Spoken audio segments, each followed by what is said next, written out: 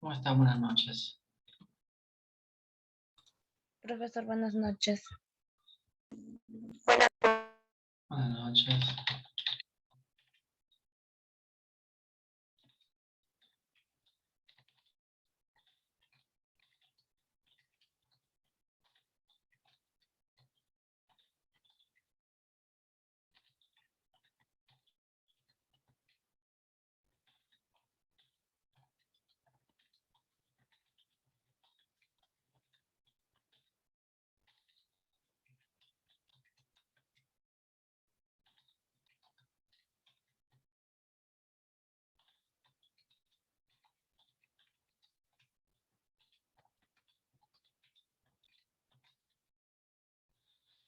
Bueno, comenzamos con la asistencia.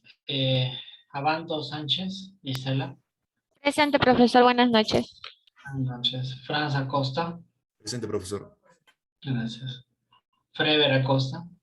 Presente, profesor. Gracias. Shakira Bailón. Presente, profesor. Buenas noches. Buenas noches. Wendy Becerra. Presente, profesor. Gracias. Fiorella Burga. Presente, doctor. Buenas noches. Buenas noches. Ander Burga. Ander Burga. Sandra Cabanillas. Presente, doctor. Buenas noches. Ok, gracias. Leslie Calderón. Leslie Calderón. Paola Campos. Presente, profesor. Gracias. Rosario Castro. Rosario Castro. Alberto Chuquimajo. Presente, profesor. Buenas noches. Buenas noches. Justin Córdoba. Presente, profesor. Buenas noches. Buenas noches. Sandy Fernández. Presente, profesor. Buenas noches. Buenas noches. Carla Flores. Carla Flores.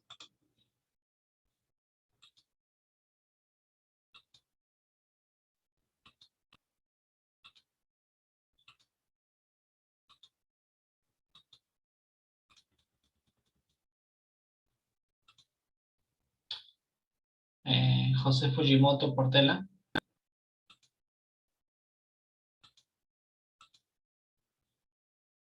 Yasmín García Valladolid. Presente, profesor. Buenas noches. Buenas noches.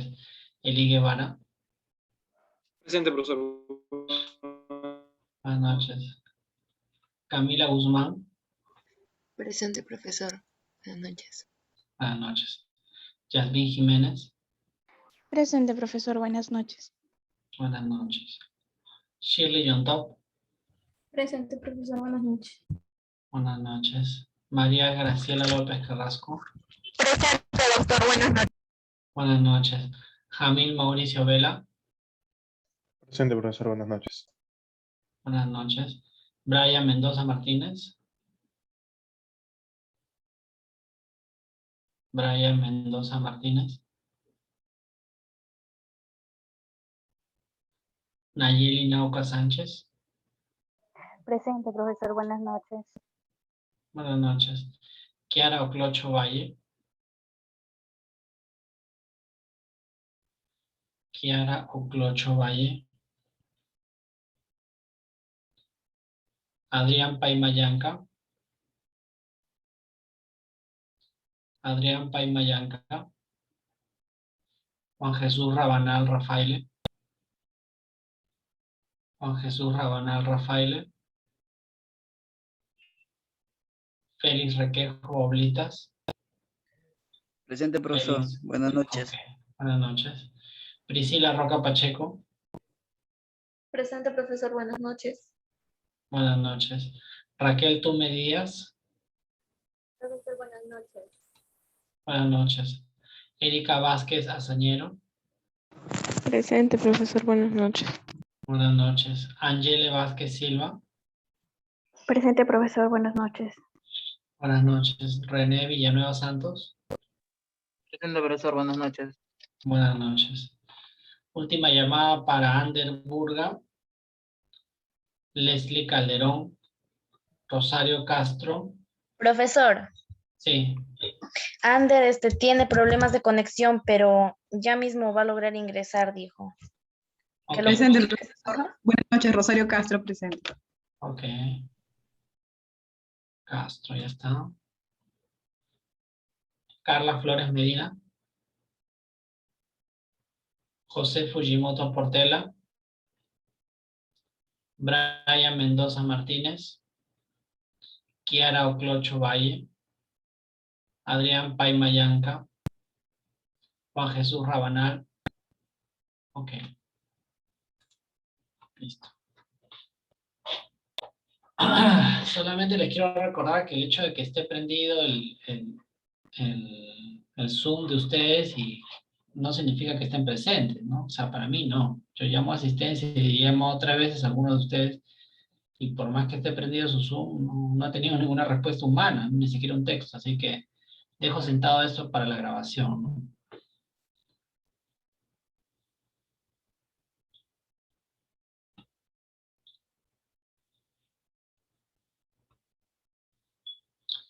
Bueno, después de este aviso empezamos la clase.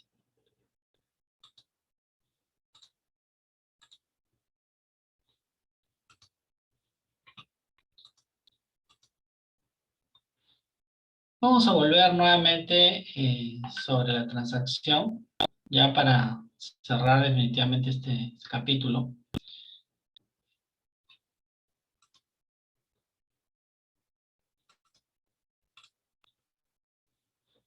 Y vamos a explayarnos un poquito, nada más, antes de continuar con los otros marcos procesales. Estábamos hablando, recordarán ustedes la clase pasada, de marcos procesales, ¿no? Entonces, vamos a entender cómo funciona la transacción en el ámbito de un proceso judicial.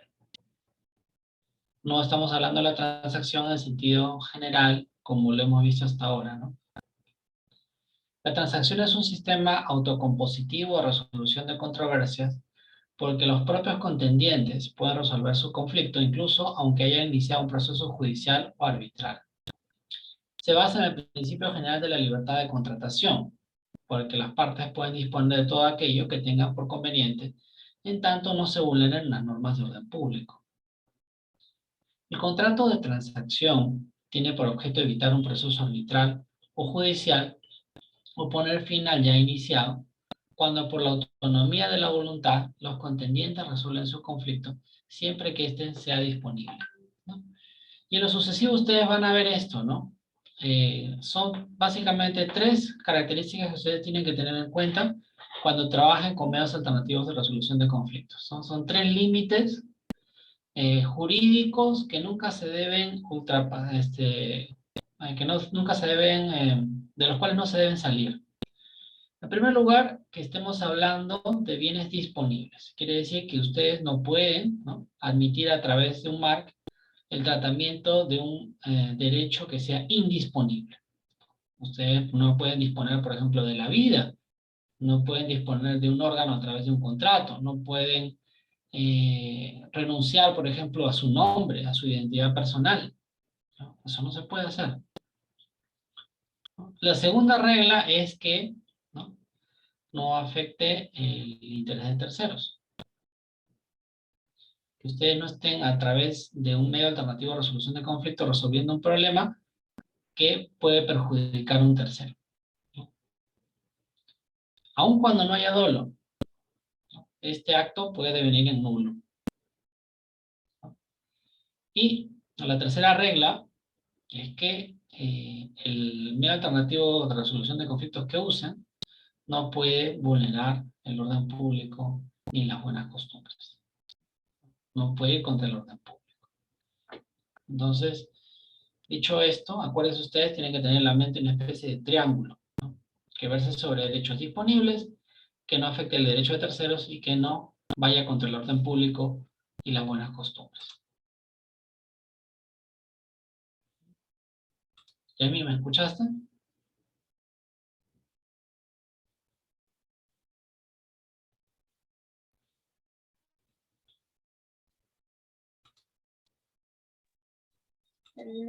Profesor, yo no lo escucho. A ver, volvamos nuevamente. El triángulo del que yo les digo siempre a mis alumnos en clase es que hay tres principios que tú nunca puedes infringir cuando utilizas un medio alternativo de resolución de conflictos, cualquiera que sea. A ver, el primero es que negocies sobre derechos indisponibles. No puedes negociar sobre derechos indisponibles. Jamás. El segundo es que no puedes afectar el interés de un tercero. Y el tercer principio es que no puedes ir contra el orden público o las buenas costumbres. Esos son los tres principios. A ver, Sandy, repítelos.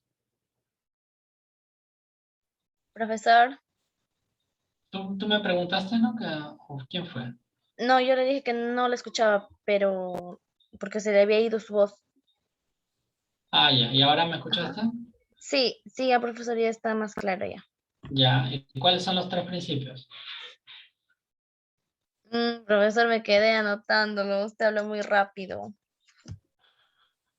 Pero para eso tienes la grabación, para eso tienes las diapositivas. Ya es Sí, para que profesor, tú pero me repita prestes para toda la terminar de atención. escribirlo. Ya. Ok.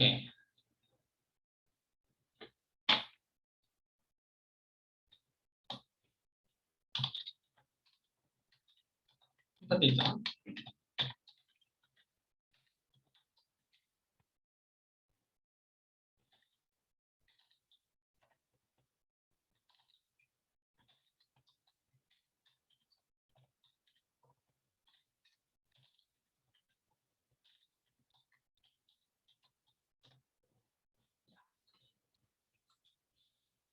Vamos a entender esto al revés.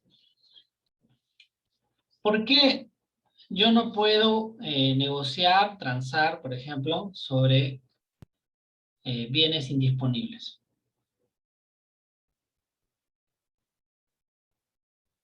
¿Por qué no puedo afectar un bien que es indisponible o un derecho indisponible?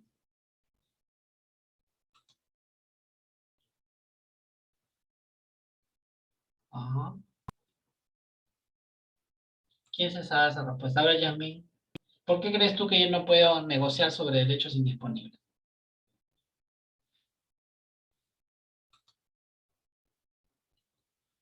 Porque no son adquiribles, pero eso es como que me hables del caballo blanco de Napoleón, pues, ¿no? ¿Por qué el caballo blanco de Napoleón es blanco?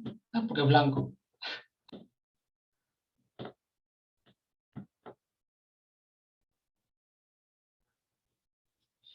Porque los derechos indisponibles no están dentro de la esfera del dominio de mi voluntad. Por eso es que son indisponibles. No dependen de mí, al menos no solamente de mí, para hacerlo más claro. ¿Por qué yo no puedo vender mi riñón en el mercado y entregar factura? A ver, ya, para ponerles un ejemplo crudo.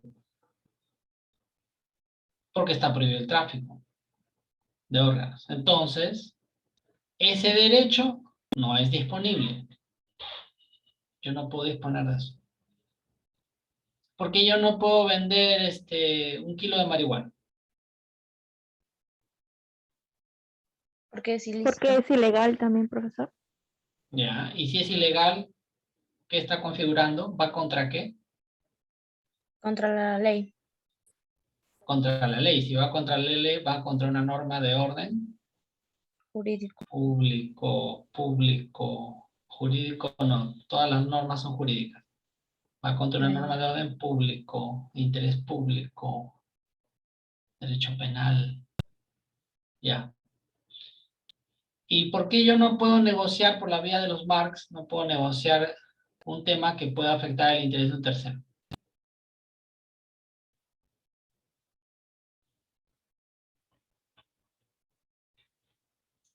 Sin que te sepa, para ser más claro.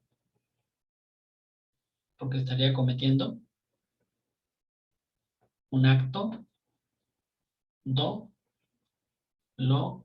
Doloso. Ah, miren que la tercera sí la recién la adivina. ¿Eh? Entonces, esas tres cosas yo no las puedo hacer. De ninguna manera. No las puedo hacer en los Marx y tampoco las puedo hacer dentro de un proceso civil. No puedo. Y lo mismo ocurre con la figura de la transacción, porque la transacción es una forma de método alternativo de resolución de conflictos, ¿no? Entonces, yo puedo, por la vía de la transacción, dentro de un proceso, ¿no? O fuera de un proceso, ¿no? Puedo resolver el conflicto siempre y cuando verse sobre derechos disponibles. Entonces, nos dice Felipe Osterling y Mario Castillo Freire, ¿no?, que según la doctrina francesa, los exégetas, los grandes juristas, reputaban al contrato de transacción, que es un contrato, como uno de los más útiles entre aquellos establecidos en el Código de Justiniano y en el Corpus Juris Civilis, debido a que gracias a él los procesos podían evitarse o terminar amablemente, y así los asuntos que envolvían los intereses más discordantes y ardientes llegaban a resolverse con sentimientos pacíficos. El principio que justifica la existencia de la transacción se reduce pues al beneficio de la paz y la tranquilidad, la cual se pierde en los procesos tormentosos. Melior es ser certa pax quan esperata victoria. Mejor es cierta paz, una determinada paz, que la esperada victoria. Probablemente esa victoria nunca llegue. Por ello es que la ley le reconoce una autoridad semejante a la judicial. Entonces, la transacción como institución jurídica tiene los mismos efectos jurídicos que una decisión judicial, que una sentencia. ¿Está claro hasta aquí? Ander, ¿está por ahí? No. Ah, creo que estaba ingresando, ¿no? Jamil.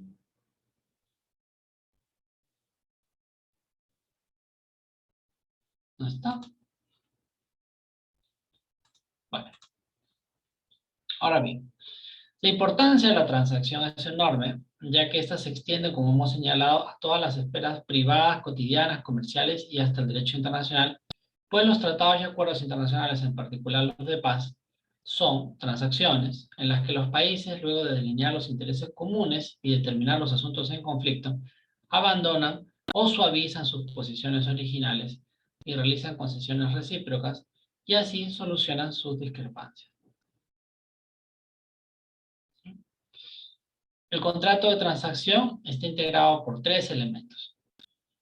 El primero de ellos es la res dubia, o el derecho discutido, que comporta una relación jurídica incierta, ¿no? Acuérdense ustedes, son 2 condiciones fundamentales, que la relación debe ser dudosa, ¿no? La primera, la res dubia, viene de la duda, ¿no? Que al menos esta duda tiene que ser incierta subjetivamente para las partes. No es necesario que sea una duda objetivamente comprobable, ¿no? Y debe ser susceptible de provocar litigios y que se haya iniciado o no un proceso judicial arbitral, ¿no? O sea, la res dubia, esta duda, debe ser susceptible de provocar un litigio, sin necesidad de que éste se haya iniciado, para ser más claros. Y el segundo elemento de la transacción, ¿no?, es que haya intención de las partes de sustituir la relación dudosa por una relación cierta e incontestable. ¿No?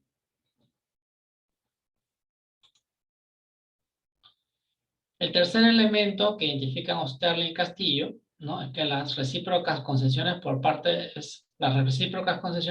los interesados para resolver la controversia, ¿no? Entonces, tiene que haber concesiones mutuas en la transacción.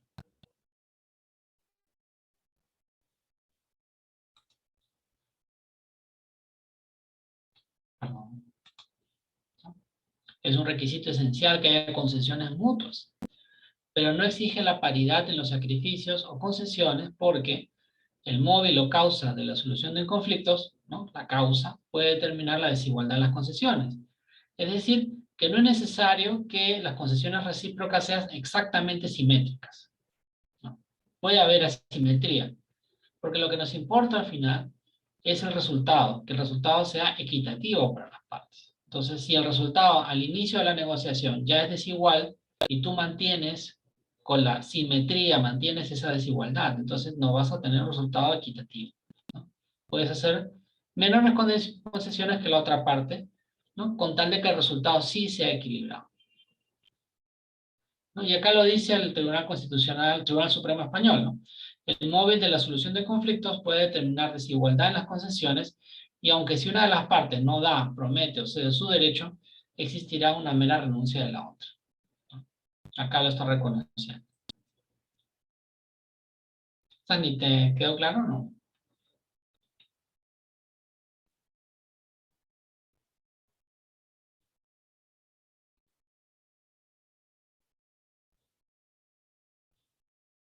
Nada.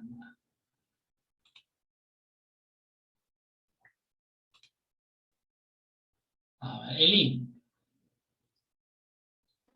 Lo estoy asimilando, profesor. A Como que ver, no ¿qué es la es parte en tan la que estás sencillo. dudando? Cuéntame. La última parte sobre el móvil, la causa y sobre las concesiones. Ya. Te explico de esta manera. Imagínate tú que empiezas una negociación en la que tú estás en una situación muy desventajosa y la otra parte está en una situación extremadamente ventajosa. Pero los dos quieren negociar. Tienen buena voluntad de sacar adelante la negociación. Entonces, yo te pregunto, ¿es indispensable que ambos hagan concesiones de la misma magnitud?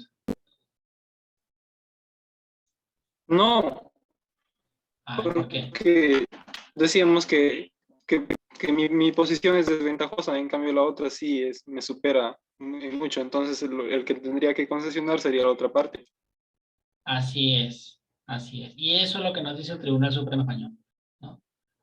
Que no es necesario que la simetría de las concesiones sea exacta, que si él te da 100, yo tengo que dar 100, no. Lo importante al final es el resultado, que el resultado sea equitativo para los dos. Eso es lo importante, ¿no?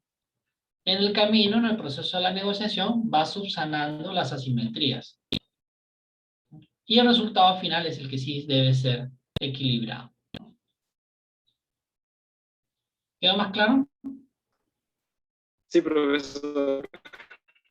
Solo sería de cuestión de acomodarle al problema ahora que existe entre el Premier Bellido y el tema del gas. Claro, pero, por ejemplo, mire, yo sí recuerdo, he leído el comunicado de la empresa esta de gas y razón no le falta, ¿no? Es decir, cuando ellos ganaron la concesión el año 2000, la concesión establecía un plazo una regalía del 36 y algo por ciento, casi 37%, 36,8, 36,7%. Es una regalía muy alta a nivel internacional. Es una muy buena regalía. Y después, además de eso, ¿no? Está el tema del impuesto a la renta.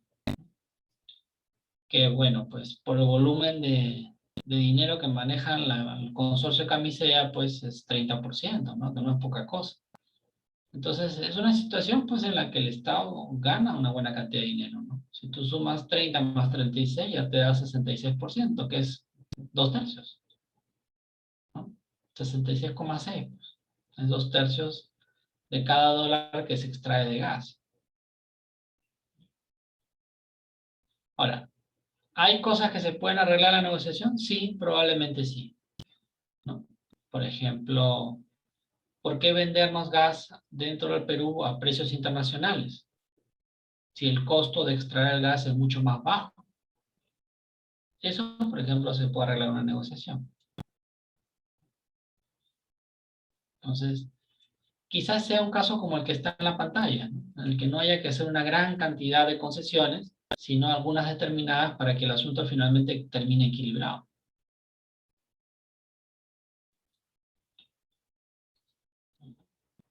Sigamos.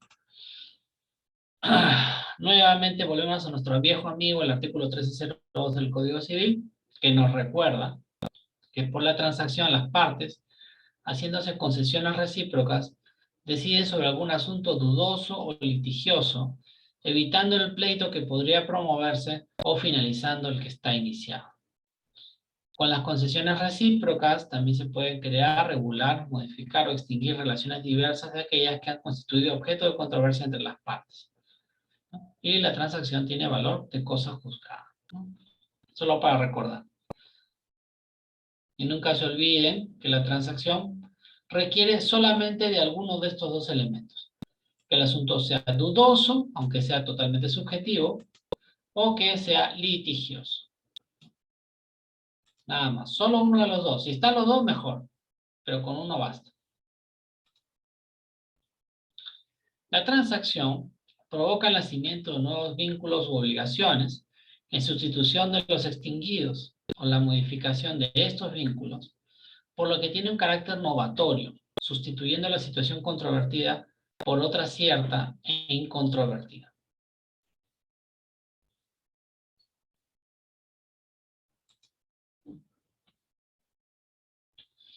Y tenemos aquí, pues, que la transacción puede ser clasificada según su finalidad, ¿no? Las transacciones, en realidad, ¿no? Como hemos visto, la transacción puede operar antes de un juicio o durante un proceso. Cuando es preprocesal, ¿no?, busca evitar la judicialización del conflicto. Recordemos que la esencia básica de una transacción es la negociación, ¿no? La negociación se llama transacción en términos legales. Está reconocido por nuestro Código Civil bajo la figura legal de la transacción, ¿no? La negociación se llama transacción en nuestro Código Civil en el artículo 1302. Cuando la transacción ocurre dentro de un proceso o para acabar con un proceso judicial, ¿no?, esta tendrá lugar durante el proceso ante los tribunales y constará en autos. Ahora bien, esta transacción puede tener dos naturalezas. La primera es que sea dentro propiamente del proceso, ¿no?, es decir, aquella que se presenta ante el juez o el árbitro, ¿no? Señores, hemos llegado a esta transacción y queremos que sea introducida en el proceso, sea en el proceso judicial o sea en el proceso arbitral, como pueden ver aquí. Y en ese caso, ¿qué es lo que tiene que hacer? El juez o el árbitro tienen que hacer un examen de legalidad, ¿no? ¿Y en qué consiste ese examen de legalidad? ¿Quién sabe? Ahora que está de moda esta serie del juego del calamar, les voy a hacer así para que me adivinen qué es lo que les quiero decir. Acuérdense. ¿Qué figura geométrica es esta?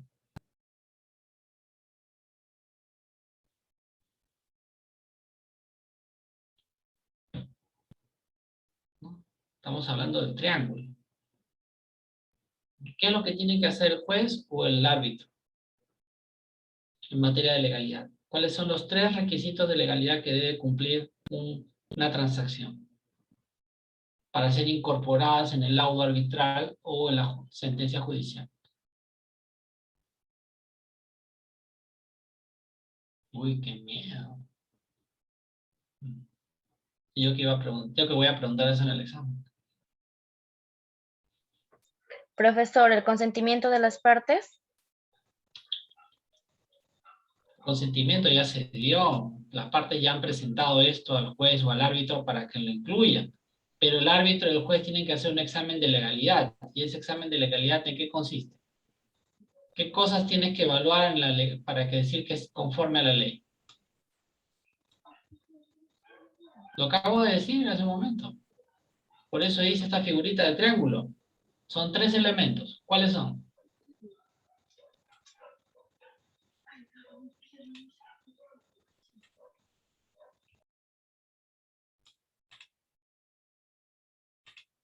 Ustedes se quedan mucho en las cuestiones elementales y no quieren ir hacia las cuestiones un poco más complejas, pero lamentablemente si no hacen eso, no van a pasar el examen, el curso.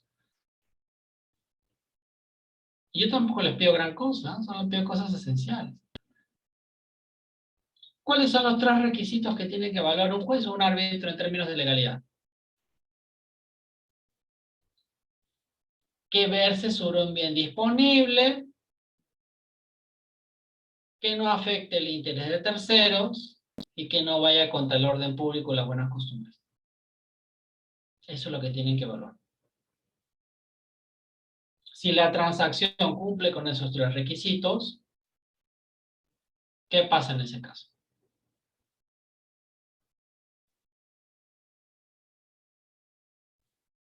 Se incorpora en el proceso judicial o en el arbitraje.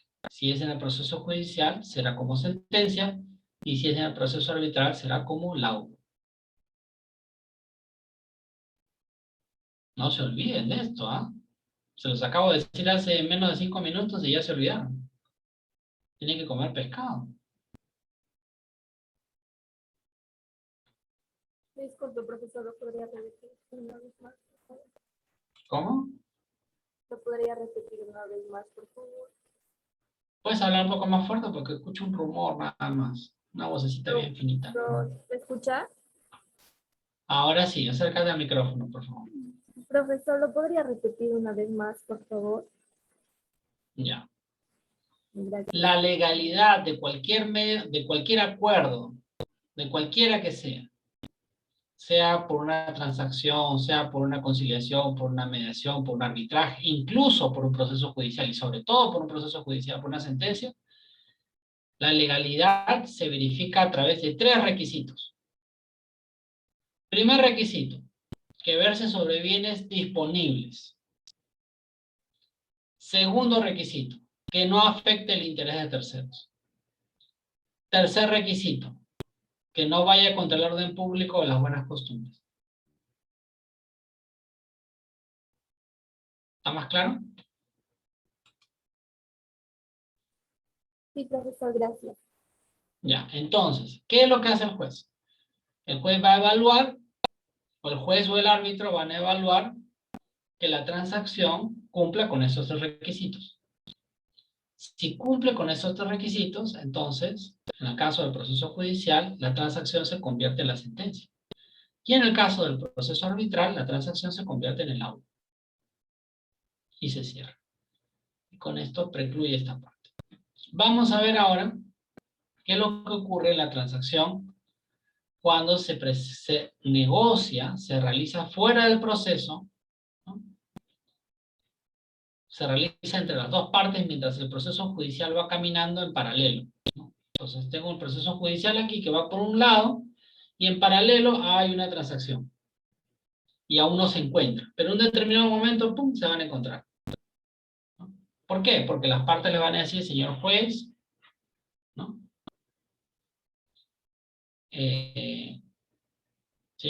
Bueno, mejor dicho, dejan que se emita la sentencia judicial o el laudo, ¿no? Pero después de que se emitió, ellos transan. Y entonces tenemos 2 posibilidades. Una, que hay una transacción extraprocesal judicial y una transacción extraprocesal arbitral. La transacción fuera del resultado de un juicio o de un arbitraje. Y eso también es válido, bajo ciertos supuestos que vamos a ver ahora.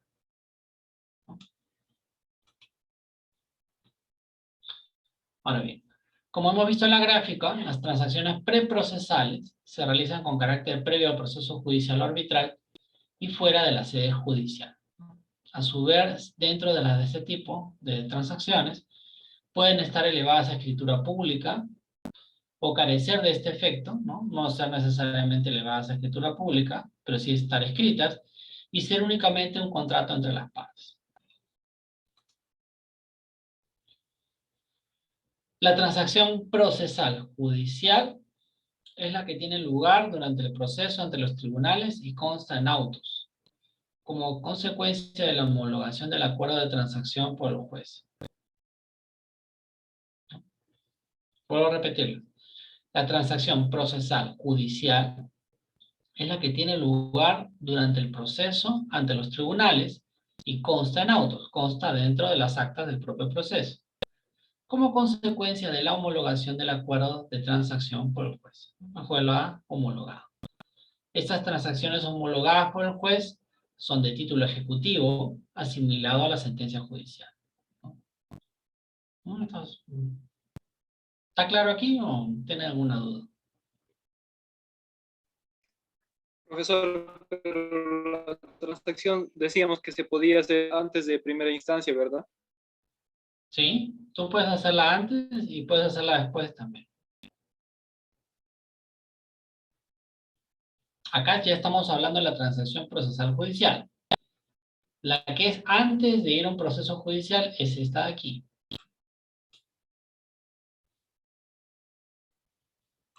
Que básicamente es esta de aquí. ¿Ok?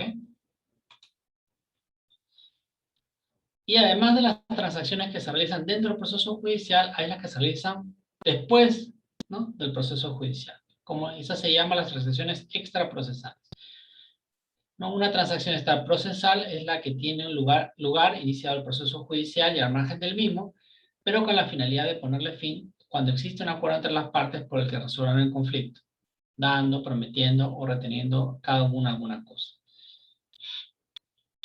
¿no? Y este contrato, no busca ingresar al proceso judicial como en el caso anterior, sea porque las partes han pedido la suspensión del juicio o del proceso arbitral, o porque han dejado caducar la instancia, ¿no?, por ejemplo, por abandono. O bien porque han utilizado otras figuras procesales para poner fin al proceso, como la renuncia o el desistimiento. Entonces han preferido eliminar el proceso judicial, pararlo, para después hacer una transacción extraprocesal, posterior al proceso. ¿Está más claro, Eli? Sí, profesor. Entonces, esta transacción extraprocesal es la que está aquí, en esta parte de la gráfica. Nos dejamos que el proceso judicial muera, porque ya no nos es ventajoso pelearnos en la vía judicial, ¿no? Podemos allanarnos, podemos dejarlo en abandono, podemos desistir del proceso judicial, ¿no? Y después hacemos transacción. Sea una transacción extraprocesal judicial, es decir, después de que el proceso judicial murió, o extraprocesal arbitral, después de que el laudo se emitió. ¿Ok?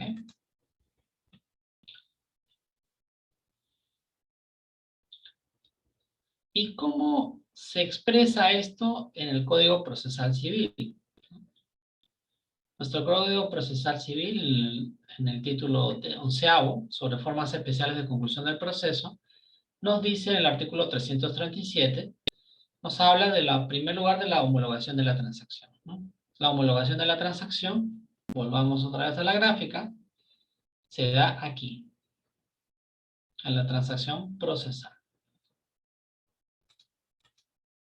Y nos dice, el juez aprueba la transacción siempre que contenga concesiones recíprocas, verse sobre derechos patrimoniales y no afecte al orden público o las buenas costumbres, y declara concluido el proceso si alcanza la totalidad de las pretensiones propuestas. Queda sin efecto toda decisión sobre el fondo que no se encuentre firme. La transacción que pone fin al proceso tiene la autoridad de cosa juzgada. El incumplimiento de la transacción no autoriza al perjudicado a solicitar la resolución de esta. ¿No?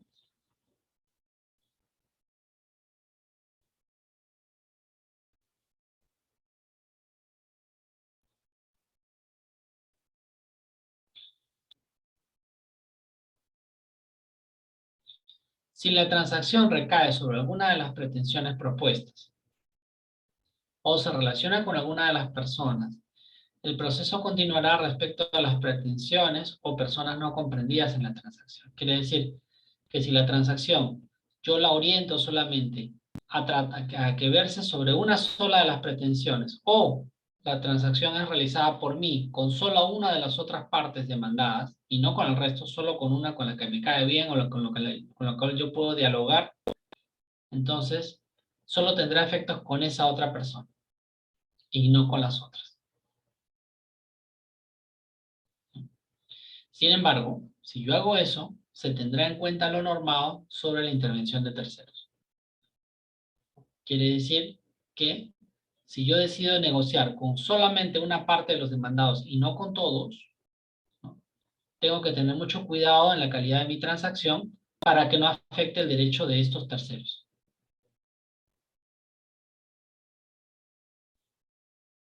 ¿Está claro o no?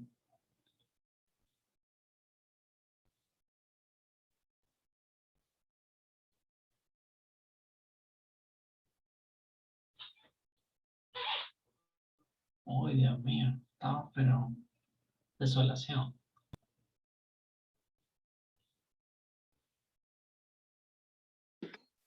Profesor, o sea, si tenemos tres pretensiones, por ejemplo, y y abandonamos las dos para solo enfocarnos en una, entonces las dos ya se anulan. No. Si yo tengo 3 pretensiones y decido ir a transacción sobre una de ellas, el proceso judicial sigue sobre las otras 2.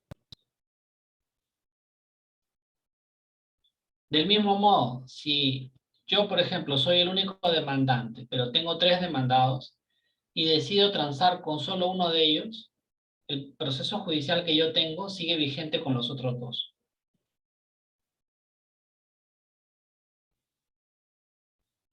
¿No? Esa es una transacción parcial. ¿Está más claro? Sí, profesor. Como que quedan a la espera, ¿no? Ujú. Y también nos dice que la transacción judicial, con la transacción judicial no se puede crear, regular, modificar o extinguir relaciones materiales ajenas al proceso. Quiere decir, ¿no?, por la propia naturaleza de la transacción, que, y por el propio proceso judicial, de que yo no puedo, pues, crear, regular, modificar o extinguir relaciones de derecho nuevas o existentes, ¿no?, sino que tengo que circunscribir, ¿no? Mi límite es el ámbito, ¿no?, del petitorio, del petitorio que está comprendido en el proceso. Ese es mi límite, lo que está dentro del proceso, nada más, ¿no? La transacción judicial debe versar sobre aquellos aspectos de derecho que han sido mencionados en el proceso. Si fuera una transacción extrajudicial, fuera del proceso, ahí sí podría, la creatividad sería ilimitada, ¿no? Pero como se trata de una transacción judicial, no hay margen para la creatividad, para hacerlo más claro. Okay. Pregunten, ¿ah? Yo sé que están un poco perdidos, pero no sé por dónde están perdidos. No los puedo ayudar si no me preguntan.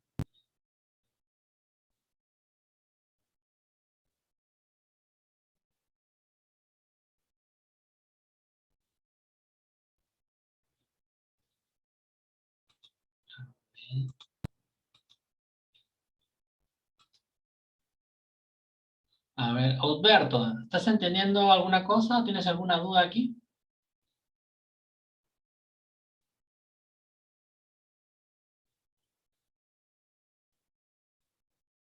¿Mm? Debo entender que Alberto Chuquimajo no está en clase. Presente, profesor. No lo había escuchado. Ah, dame un instante, por favor, ¿ya? Dame un instante, por favor, un segundito. Sí, profesor.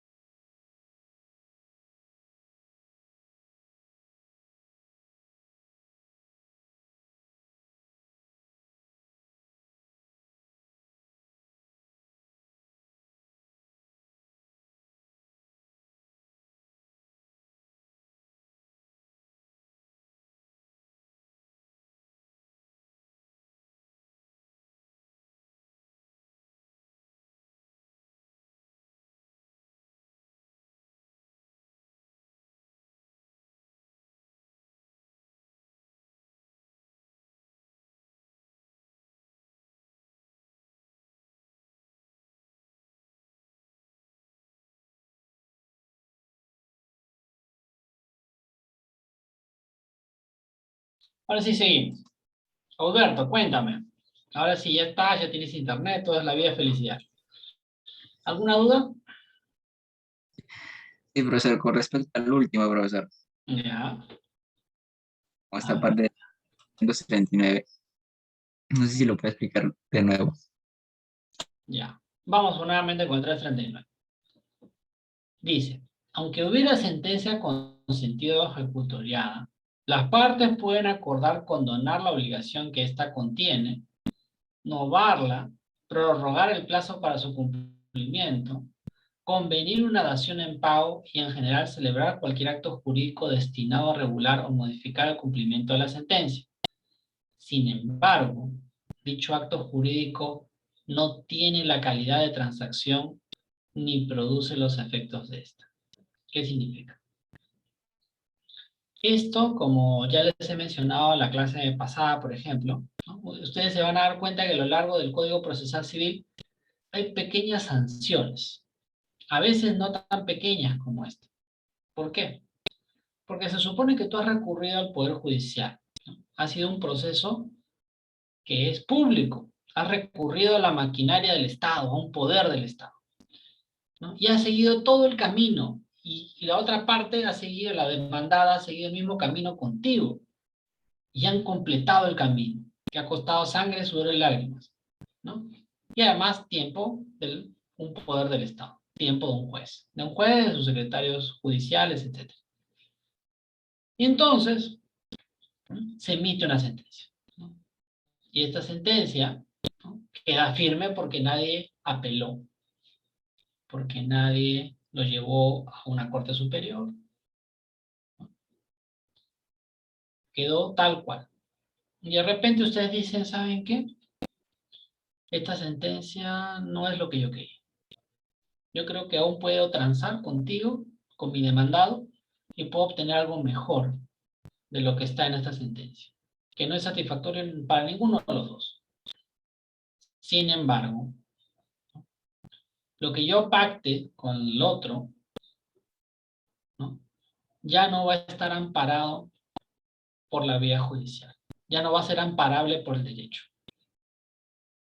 Si alguno de los dos incumple una prestación que realicen por la vía de esta nueva transacción postjudicial, ¿no?, esta ya no surtirá efectos. Quiere decir que si el otro me incumple, yo ya no lo puedo llevar a juicio. Eso es lo que me dice el Código Procesal Civil. Entonces, esta última transacción, la transacción post-juicio, se convierte en un acuerdo de caballeros. Y dependerá exclusivamente de la seriedad de las partes para llegar a cumplir esta transacción. Eso es lo que nos dice. ¿Está más claro? Sí, profesor, ahora sí. Ahora sí. Y después tenemos el 338, no, que obviamente, pues, ¿no?, como buen Código Procesal Civil, te dice, ¿no?, que todo lo que no esté previsto en este capítulo se aplicarán las normas pertinentes del Código Civil. Acuérdense ustedes que las normas procesales tienen un ámbito de acción que es el proceso. Sirven para dinamizar el proceso, para conducir el proceso, para llevarlo a buen término, y nada más. Pero una cosa que muchos jueces olvidan, que muchos especialistas judiciales olvidan, es que no todo en la vida es proceso, ¿no? En el Perú tenemos excelentes procesalistas, los mejores del mundo, pero jamás resuelven sobre el fondo. Y parece que para ellos este artículo 338 no existiera. Y es el más importante de todos, porque lo que estás diciendo aquí es que nunca te olvides que existe el Código Civil. Nunca te olvides que existe el derecho sustantivo, el derecho esencial. ¿Para qué tú vas a un proceso si no es para aplicar el derecho esencial, el derecho que está en el Código Civil? Lógico. Si no, el proceso se desnaturaliza y termina en nada. Seguimos.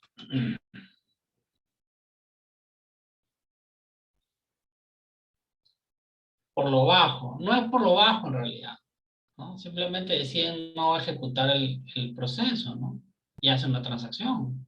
Por lo bajo es que no hagan ningún papel, ¿no?, que no escriban nada, que simplemente hablen entre ellos, ¿no?, que en realidad ni siquiera sería por lo bajo, ¿no?, sería un acuerdo verbal.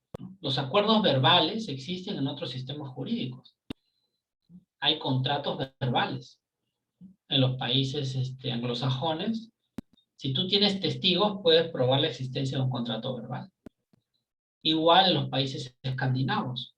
Hay un puente famoso, un puente gigantesco, lindísimo, que une Dinamarca con Suecia, que atraviesa todo el mar Báltico. Es una cosa espectacular. Creo que costó como $3.000 millones. Una cosa fabulosa. Y no existe un contrato físico. Todo fue verbalmente. Y sin embargo, ahí está.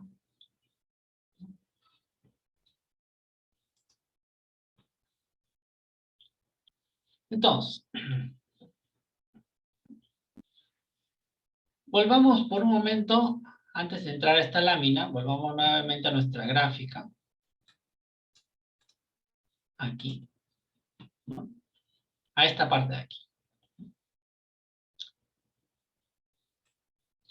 Las transacciones procesales son las que se introducen dentro de un proceso. Para entender lo que nos dice nuestro código procesal civil. Perdón, en el caso de primero la ley de arbitraje, después el código procesal civil. Cuando estamos frente a una transacción procesal arbitral, estamos refiriéndonos a aquellas transacciones producidas al margen del proceso arbitral, pero homologadas por el árbitro o árbitros que están conociendo del proceso, dictando un laudo con el contenido de la transacción que pone fin al proceso. Es el artículo 50 de la ley de arbitraje. Entonces lo que nosotros tenemos es una transacción que ha sido hecha fuera del proceso arbitral y que de repente en el avance del proceso arbitral es presentada por las partes. Y le dicen a los árbitros, miren compadres, miren señores, ustedes han hecho un gran trabajo y lo están haciendo, pero consideramos que podemos llegar a un acuerdo directo entre nosotros y se los presentamos a ustedes. Así que les rogamos que lo introduzcan en el proceso arbitral y que esa sea la sentencia. Y la ley de arbitraje reconoce que este procedimiento es válido. Entonces, ¿qué van a hacer los árbitros? ¿No? Van a recibir la transacción y van a hacer el análisis de legalidad. ¿Y en qué consiste el análisis de legalidad? Vuelvo a preguntar.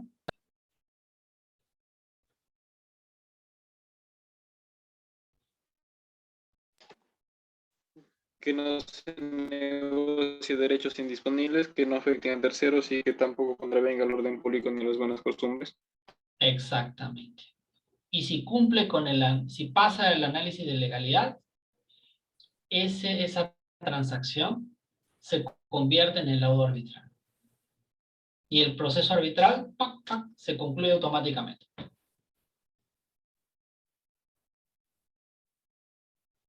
Listo, finiquitado. Ya está, se cerró. Se agradece a los árbitros, se les paga y todos se van felices, contentos a sus casas. Y lo mismo ocurre dentro de un proceso judicial. Puede ocurrir, ¿no? Eso se llama la transacción extraprocesal, ¿no? Es aquella transacción que... Perdón, disculpen. Me estoy confundiendo. Hay también... Hay también la transacción extraprocesal arbitral. Es decir, las partes dejaron que se emita el laudo. Ya, dejaron que se emita el laudo. Y dijeron, bueno, este laudo, la verdad, no nos satisface. Entonces, tenemos el laudo arbitral aquí, pero queremos hacer otra transacción. Una transacción post laudo arbitral. ¿No?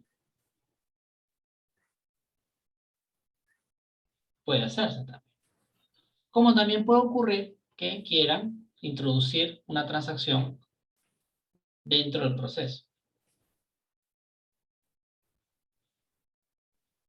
Todo es posible. En el arbitraje, yo les pido que cuando entremos al tema del arbitraje tengan la mente abierta completamente. Porque en el arbitraje, muchísimas cosas que no son factibles en el proceso judicial convencional, en el arbitraje sí lo son.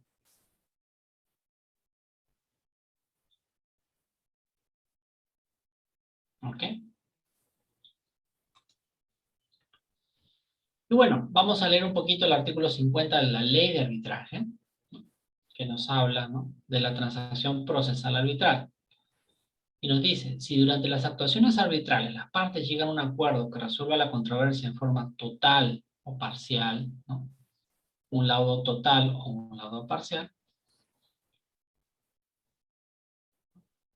el tribunal arbitral dará por terminadas las actuaciones con respecto a los extremos acordados, ¿no? Entonces, y si ambas partes lo solicitan y el tribunal arbitral no aprecia motivo para oponerse, hará constar ese acuerdo en forma de laudo en los términos convenidos por las partes, sin necesidad de motivación, teniendo dicho laudo la misma eficacia que cualquier otro laudo dictado sobre el fondo de la controversia. Entonces, lo que yo puedo tener aquí es una transacción procesal que puede ser total o parcial.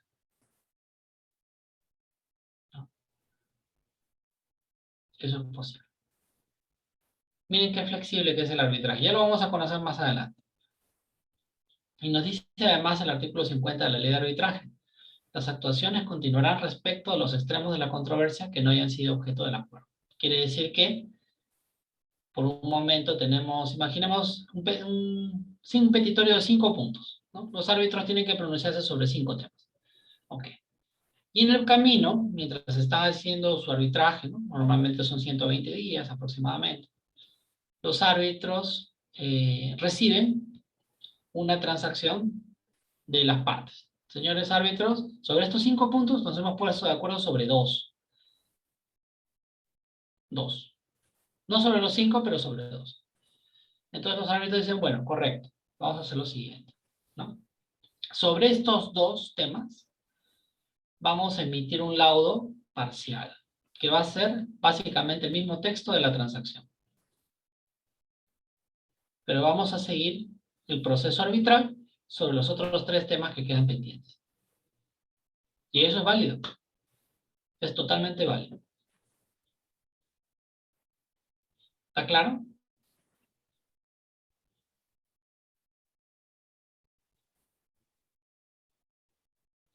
Con confianza, ¿eh? Acá yo no muerdo. Con toda la paciencia del mundo yo les explico las veces que sea necesario. A mí lo más importante para mí es que a ustedes les quede claro. No que a mí me quede claro.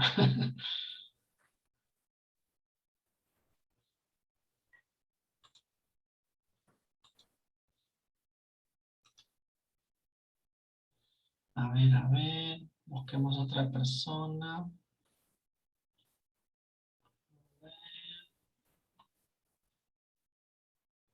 A ver, Camila. Ayer que estuviste bastante activa. A ver, danos otra vez tu participación. Sí, profesor. Cuéntame, ¿qué parte no te ha quedado tan clara? No, sí, intento. Hay algunas partes como puntos que no estuve apuntando, pero estaba buscando el PPT y no lo encontré, pero simplemente es como, luego puedo ver el PPT y ponerme al día, pero hasta ahorita sí voy entendiendo, no hay algo. Es como que hay partes en las que estoy un poquito retrasada, que no llego a apuntar, pero sí voy entendiendo No. todo lo que está diciendo. Ok. ¿Alguien más que tenga una duda existencial? ¿No? Ok, bueno. Entonces, seguimos.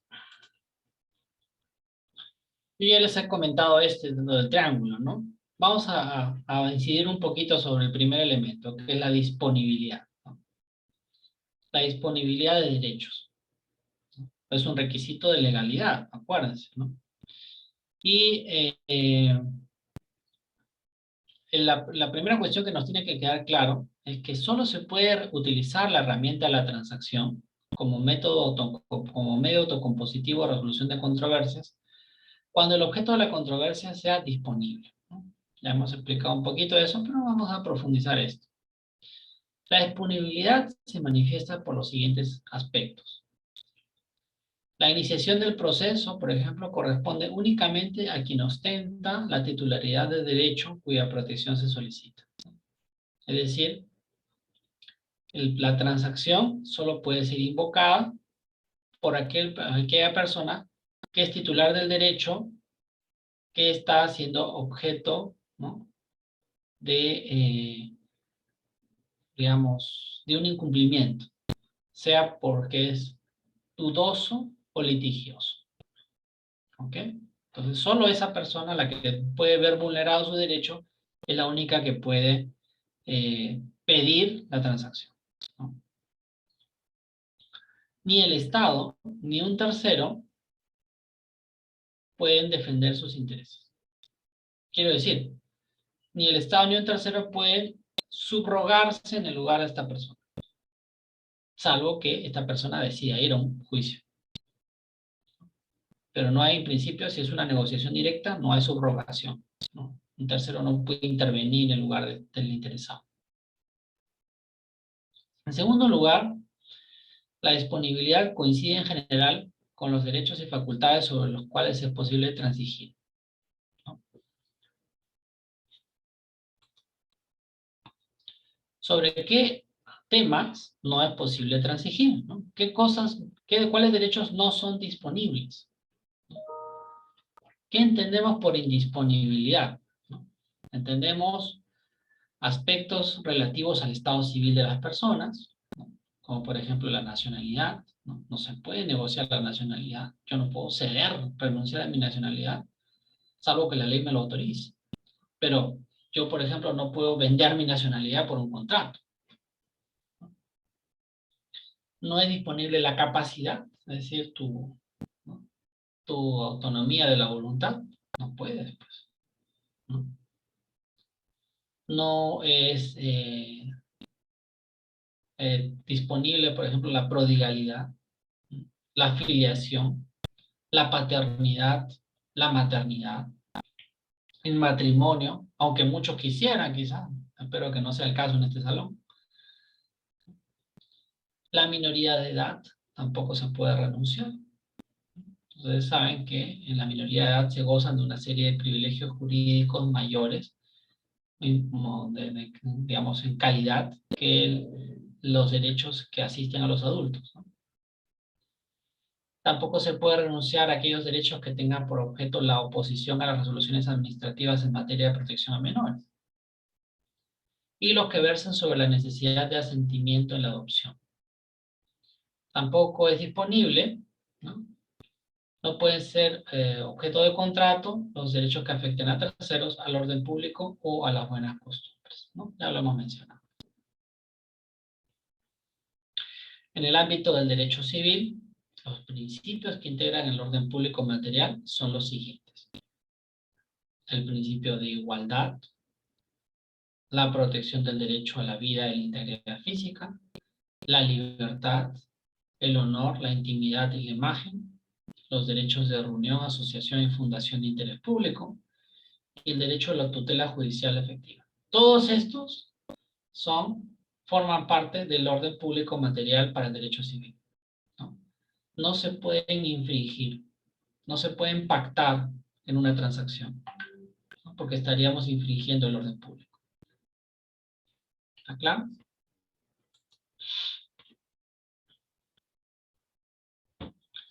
También tenemos que tener en cuenta los requisitos objetivos de la transacción. ¿Por qué?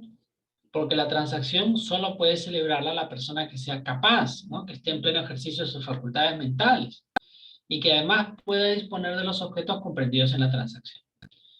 Si la transacción la realiza una persona física, mayor de edad, no incapacitada y que esté presente, cabe transacción siempre que el objeto de la misma sea de libre disposición, que no sea contraria a la ley ni al orden público, en caso de suponer renuncia de derechos, que no perjudique a terceros. Por ejemplo, un tercero que puede perjudicarse a veces, ¿no? Puede ocurrir en el caso de las sucesiones, ¿no? Ustedes transan sobre un bien que forma parte, pues, de una masa hereditaria, ¿no? Entonces, hay que ver cada caso con mucho cuidado. Si la transacción es para una persona física menor de edad, o una persona que es adulta pero es incapaz, o ausente, ¿no?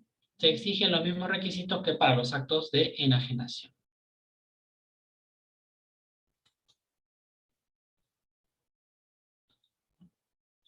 La transacción solo puede celebrarla la persona que sea capaz y que además pueda disponer de los objetos comprendidos en la transacción. El mandatario o apoderado extrajudicial no puede transigir sin autorización especial en la que se especificarán los bienes, derechos y acciones sobre los cuales quiera transigir, ¿no? Entonces, cuando estamos en una transacción que es llevada adelante, que es llevada a cabo por el mandatario o apoderado extrajudicial, este tiene que contar con autorización del juez. Tiene que tener una autorización especial. Por ello, necesita un mandato expreso para transigir.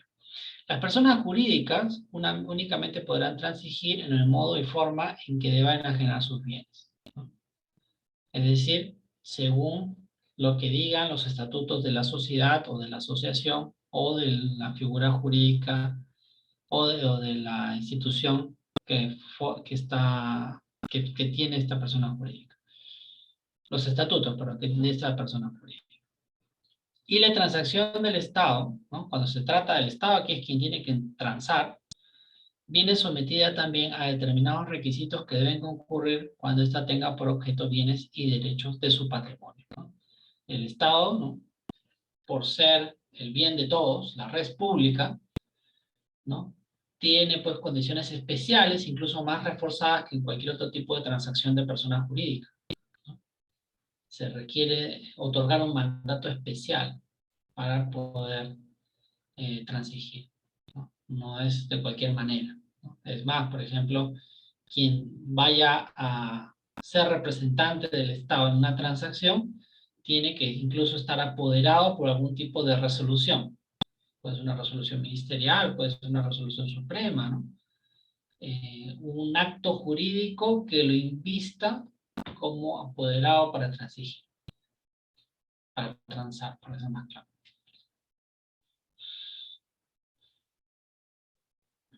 ¿Cómo estamos de tiempo? Estamos bien, ¿no? Sí, onda.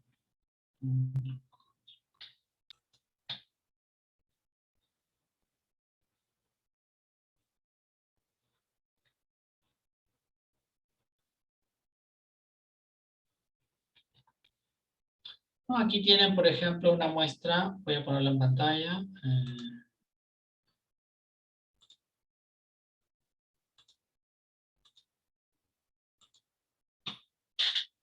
Una muestra de transacción extrajudicial, ¿no?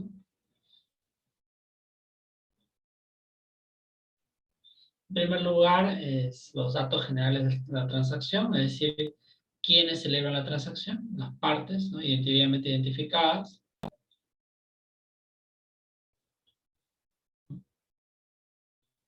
Tanto las personas como su domicilio, el DNI, ¿no? Y a continuación vienen pues los antecedentes, ¿no? En primer lugar, los hechos, ¿no? Los hechos materiales de la transacción, es decir, qué es lo que ha ocurrido. Entonces aquí estamos viendo que se produjo un accidente de tránsito, una colisión entre dos automóviles.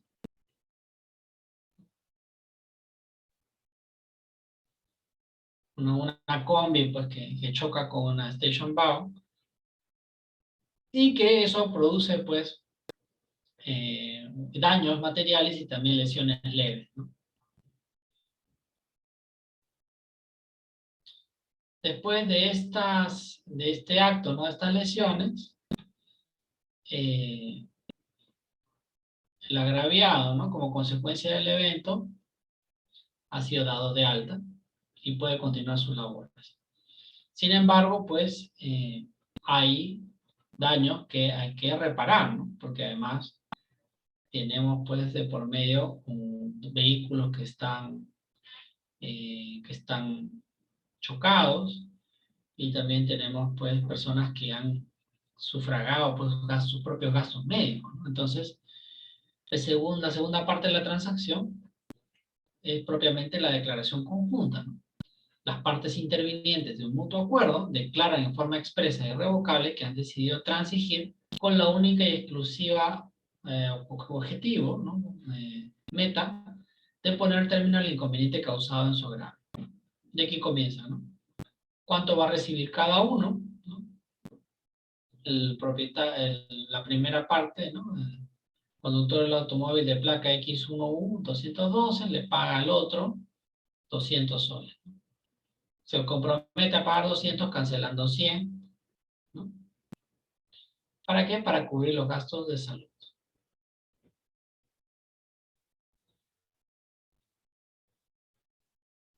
Y el agraviado, ¿no?, acepta las condiciones propuestas sobre el tratamiento médico, haciendo presente que los gastos médicos iniciales ya fueron cubiertos por el SOAT, ¿no?, y que es deber de quien le chocó cubrir los gastos posteriores, que ya están siendo parcialmente reembolsados aquí arriba. Lo más importante es lo que viene en el punto tercero, ¿no? Una vez que ya se han realizado las compensaciones, ¿no?, se debe zanjar definitivamente cualquier reclamo posterior. No debe haber oportunidad para que se reclame nuevamente por esto. Entonces, las partes renuncian expresamente a cualquier otra transacción o a cualquier otro proceso judicial posterior. Se supone que con esta transacción ya están resolviendo su problema. Entonces, no hay más. Después de esta transacción ya no se podrá someter a controversia este tema.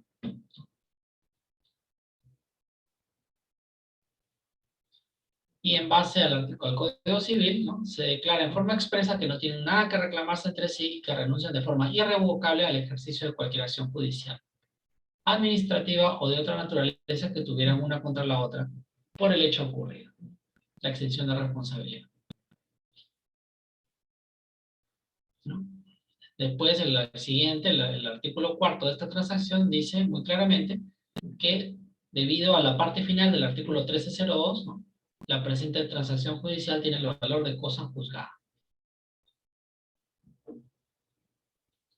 Y después, ¿no?, en la parte procesal, ¿no?, sobre el tema de las notificaciones, ¿no?, en caso de variación de domicilio, etcétera, etcétera. Y el sexto artículo, ¿no?, menciona que para la resolución de cualquier controversia o discrepancia respecto a la ejecución de este acuerdo de transacción, ¿no?, las partes renuncian al fuero de su domicilio, es decir, renuncian a ir a un tribunal, y se someten de forma expresa y irrevocable a la jurisdicción de los jueces y tribunales del Distrito Judicial de Apure, ¿no? Es decir, fijan en caso de que hubiera algún problema esencial en esta transacción, que tuviera que ser aclarado por la vía judicial, están fijando ya un solo juez competente, ¿no?, que son los jueces y tribunales del Distrito Judicial de Apure. Renuncian a cualquier otro ámbito jurisdiccional. Y finalmente, pues la última cláusula, que nunca está de más, ¿no?, que no existe vicio alguno que declare la invalidez de la presente transacción, que están de acuerdo con todas y cada una de las cláusulas contenidas en el acuerdo, en la transacción, de manera voluntaria, y como señal de conformidad se suscribe esta transacción en 2 ejemplares, ¿no?, uno para cada parte. Y listo. Como pueden ver, no es un documento muy complejo, y causa los mismos efectos que una sentencia judicial.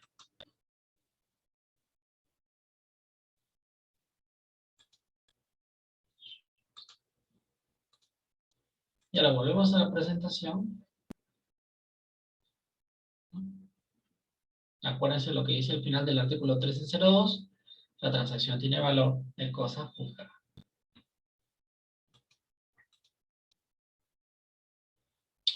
Y vamos a parar aquí, vamos a dejar ya la conciliación, que es la siguiente institución, el siguiente medio alternativo de resolución de conflictos. Vamos a dejar la conciliación procesal para la próxima clase. Acuérdense, estamos hablando todavía de conciliación a nivel dentro de un proceso, ¿ya?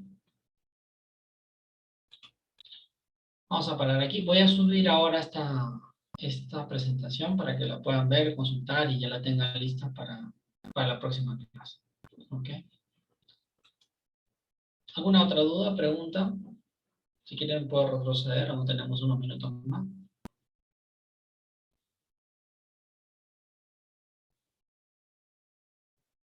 Aprovechen, ¿no?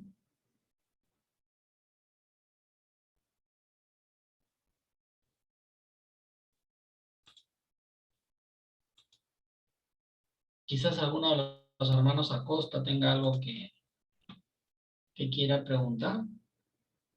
O Rosario, o Sandy, o Félix. Profesor, Sí. disculpe, sino que yo uso audífonos porque acá en mi casa había ruido, pero ahorita ya todos fueron a dormir recién. No escuché Ya. bien. El artículo 50 que mostró, ¿era de la Ley General de Arbitraje, la 26572, o el Código Procesal Civil, o de otro? Porque esta parte no escuché y me da vergüenza preguntar, pero bueno, ya que estoy preguntando, ¿artículo 50 de cuál? Porque lo estoy buscando y no lo encuentro. El artículo 50 de la Ley de Arbitraje. La Ley General de Arbitraje fue derogada hace como una década. Ah, perdón, de la Ley de Arbitraje. Está bien, profesor. Eso es que no Es el escuché. decreto legislativo 1071, si mal no recuerdo. Ya, lo voy a buscar ahorita. Ya, profesor, gracias. Otra pregunta también. Las diapositivas de ahorita, porque quiero repasar algunas que avanzó. ¿Lo va a subir ahora para descargarlo una vez? ¿Sí? Sí, se lo voy a subir ahora, sí. Ya, gracias. Ok. A ver. Ajá. La ley de arbitraje se llama. Así, ley de arbitraje. No es ley general de arbitraje, esa ya está derogada. La derogó Alan García. Ya, profesor. ¿Otra duda? No.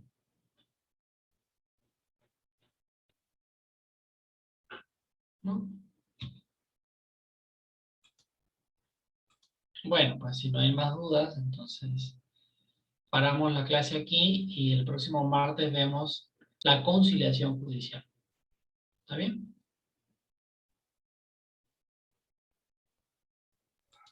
Está bien, profesor. Entonces, espero que tengan un buen fin de semana, hagan sus tareas, también dejen un tiempo para esparcimiento, no vayan a fiestas COVID, recuerden, ¿no? Está bien que estén vacunados, pero hay que tomar la vida con calma, esto aún no termina. ¿Ya? Diviértanse sanamente. Gracias, profesor. Buenas noches. Buenas noches, cuídense, hasta luego. Hasta luego, profesor. Gracias. Buenas noches, profesor.